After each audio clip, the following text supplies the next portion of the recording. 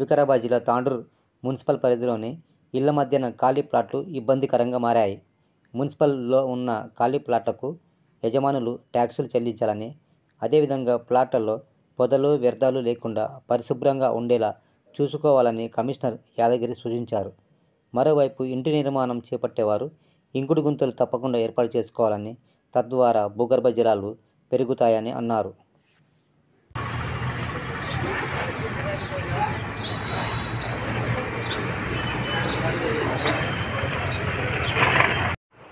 తాండూరు పట్టణ ప్రజలందరికీ ముఖ్య గమనిక, తాండూరు పట్టణంలో ఎవరైతే ఇంటి నిర్మాణం చేపడుతుందో ఒకవేళ డ్రైనేజ్ కనుక అక్కడ లేనట్లయితే ఒక ఇంకుడు గుంత మాదిరిగా ఒక 4 ఫీట్లో 5 ఫీట్లో ఒక గుంత తీసుకొని అలా కొంచెం కంకర వేసుకొని రాయేసుకొని ఆ ఉన్నటువంటి మీకు ఇంటి నుండి వచ్చినటువంటి మురుగునీరును అలా పడే విధంగా చూసినట్లయితే మనకి ఏంటంటే పక్కన ప్లాట్లలో నీరు పోకుండా ఉంటుంది, మందులకు కానీ లేకుంటే వేరే ఇతర వాటికి ఆస్కారం లేకుండా ఉంటుంది.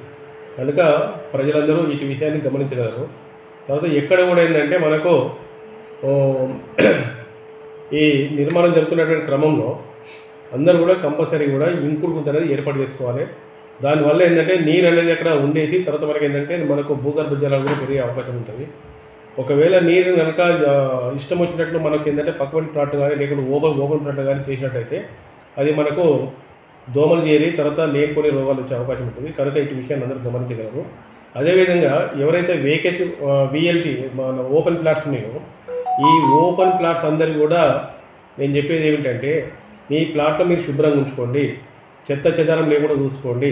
అదేవిధంగా మీరు నిర్మాణం చేసినట్లయితే పర్వాలేదు, నిర్మాణం చేయకపోతే మాత్రం కంపల్సరీ మున్సిపల్లో VLT కింద ట్యాక్స్ పే చేయగలరు. మీకు 6 నెలలకు ఒకసారి లేకుంటే సంవత్సరాలకు ఒకసారి మీ ప్లాట్లు శుభ్రం చేసుకున్నట్లయితే మన పరిసరాలు పరిశుభ్రంగా ఉంటాయి, అందరూ కూడా ఆరోగ్యంగా ఉండడానికి అవకాశం ఉంటుంది. కాబట్టి ఇటు విషయాన్ని అందరూ కూడా గమనించగలరని నా యొక్క ప్రార్థన.